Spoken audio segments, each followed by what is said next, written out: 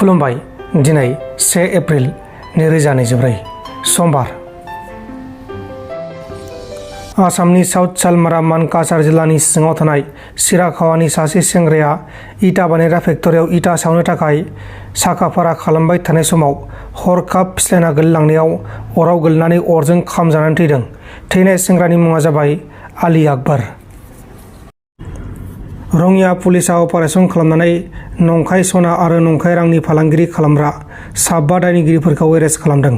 हमजानायफोरनि मुङा जाबाय साइदुल इस्लाम, साफिकुल इस्लाम, आबु ताहिर, आनास आली आरो आब्दुल मालिक। गुवाहाटी पुलिसआ गावनि बिसिखौ थगायनानै बिसिनिफ्राय गोबां रां थगायना जानायनि जाहोनाव फिसायखौ हमदों। हमजानाय दायनिगिरि फिसायनि मुङा जाबाय रिकु आली खान। शिबसागर जिल्लानि सिङाव थानाय नाजिरानिफ्राय रिकु आली खानखौ पुलिसआ एरेस्ट खालामदों।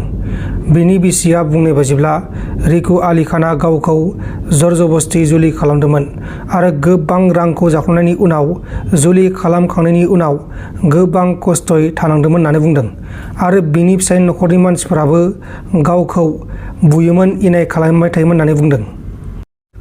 क'क्राझाराव बड'लेण्ड जनजाति सुरक्षा मन्चनि आफादगिरि दावराव देख्रेब नार्जारिया एमपि नबकुमार सरनानि हेंथा गोख्रों बिजाथि फोरमायदों।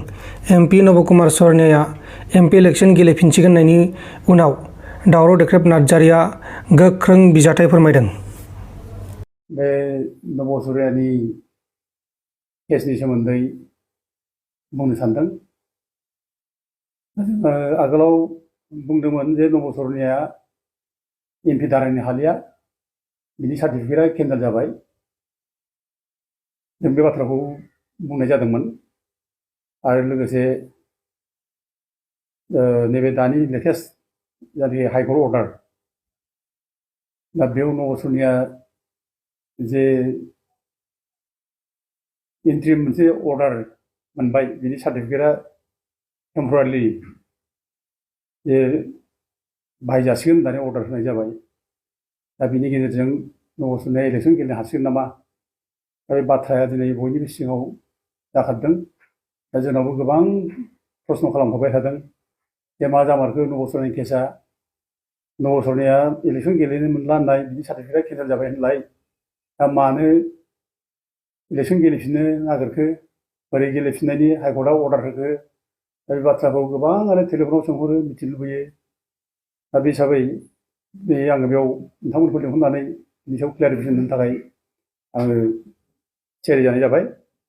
दा नंगौ, जोङो आगोलावबो जों बुंबाय थादों जे नब सरनानि सार्टिफिकेटआ केन्सेल जाबाय, बे इलेक्सन गेलेनो हालिया, एमपि दानजासिगोन, बे बाथ्राखौ जोङो बुंबाय थादों। नंगौ, दा बे बुंनायनि गुदियावनो जों बेखौनो क्लियारिफिकेसन होयो, मानो जों बिदि बुङामोन।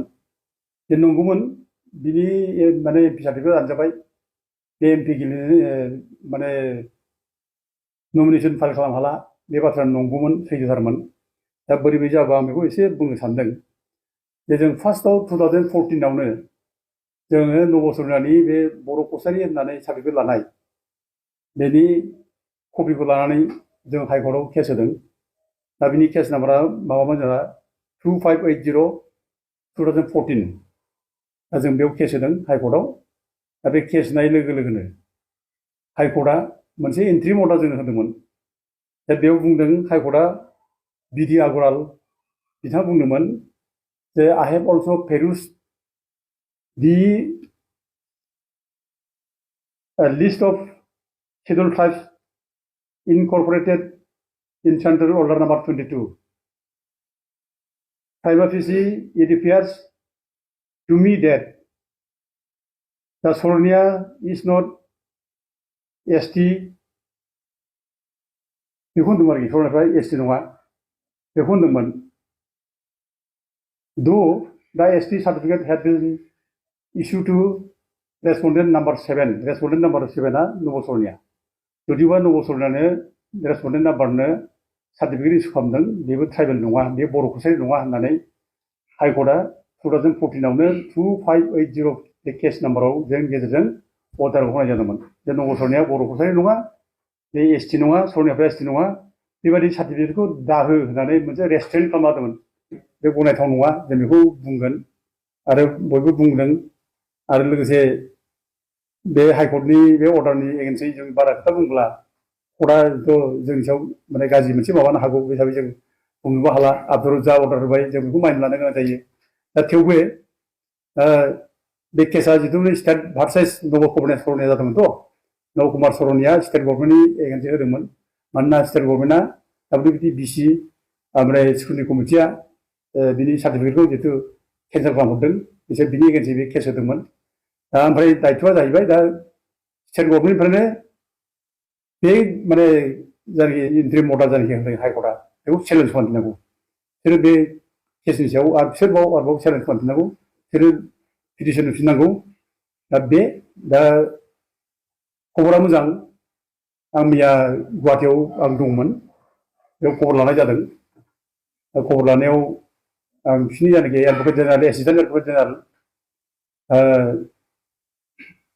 बिथांमोनजों जों जगाजग खालामनायाव मोनथिबाय जे मैयानो माबाया स्टेट गभर्नमेन्टनिफ्राय एडभकेट जेनेरेला पिटिसनखौ फाइल खालामबाय दा बे पिटिसनाव होदों जे नब सरनानि जायनाखि इन्ट्रिम अर्डार बेखौ केन्सेल खालामफिननांगौ जायनाखि सार्टिफिकेटखौ जायनाखि स्टे अर्डार होदों इन्ट्रिम दा बेखौ केन्सेल खालामनांगौ बेखौ क्वास खालामनांगौ ओमफ्राय सेट एसाइड खालामनांगौ होननानै बिसोरो मैया मोनसे पिटिसन होबाय मोजां बाथ्रा हयथ' बिनि सार्टिफिकेटआ नब सरनि सार्टिफिकेट जायनाखि लानाय इन्ट्रिम अर्डार मोननाय बे हयथ' जिखुनु टाइमाव बेथ' केन्सेल जाफिननो हागौ आरोखि दा टाइम लानोबो हागौ हयथ' गाबोन बे जुदि केसा गाखोयोब्ला गाबोन मा जायो बेखौ नायनांगोन जिथु मैयानो बिसोर माने स्टेट गभर्नमेन्टआ होनाय जाबाय केसखौ फाइल खालामबाय दा गाबोन गाखोयोब्ला गाबोन मा रिजाल्ट फैयो बेखौ नेनांगोन आरो बिनि बादै हयथ' टाइम लायोब्लाबो बे इलेक्सन गेलेखांब्लाबो हयथ' देरहाबायब्लाबो बेयो जिखुनु टाइमावनो बिनि सार्टिफिकेटआ केन्सेल जाफिनगोन आरोखि दा जिथु बिसारा दिन दाबो बिसारावनो दङ